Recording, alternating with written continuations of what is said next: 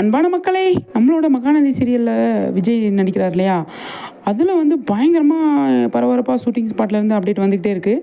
என்னன்னு சொல்லி பார்த்தீங்க அப்படின்னா, யாரையோ தேடுறாருங்க. யாரை தேடுறாரு, என்ன ஏது அப்படின்னு சொல்லி தெரியல. இது யார் வீட்டு முன்னாடி நிற்கிறாரு அப்படின்னு சொல்லி தெரியல. பசுபதி வீடு அப்படின்னு சொல்லி சொல்கிறாங்க.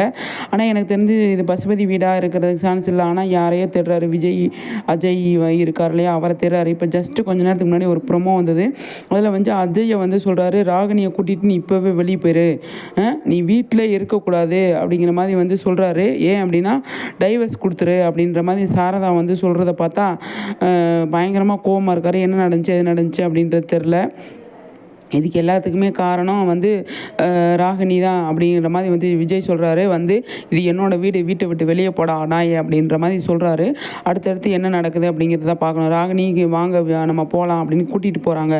அஜயை கூட்டிகிட்டு போனதுக்கப்புறமா வந்து அவங்க சித்தி வராங்க. எதுக்கு வராங்க அப்படின்னு சொல்லி தெரில.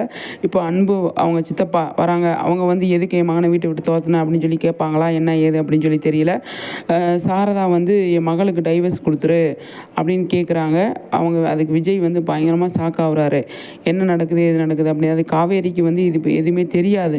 தெரியாமல் இருக்கும்போது அவங்க அம்மா வந்து கேட்டதில் காவேரி வந்து அதை என்ன மாதிரி எடுத்துப்பாங்க, அவங்க அம்மாட்ட எப்படி சொல்லுவாங்க அப்படின்னு சொல்லி தெரில. நீ ஏமா இதை சொன்ன அப்படின்ற மாதிரி கேட்டாலும் கேட்பாங்க. அது காவேரி கண்டிப்பாக கேட்டு தான் ஆவாங்க இல்லையா. எப்படி சாரதா வந்து விஜய் அம்மாட்ட சொல்லலாம், நீ வந்து சாரதா வந்து விஜய்கிட்ட சொல்லலாம், நீ வந்து எப்படி நீ வந்து டைவர்ஸ் கேட்கலாம் என் புருஷங்கிட்ட அப்படின்னு கேட்கலாம் தானே. பார்ப்போம் என்ன நடக்குதுன்னு.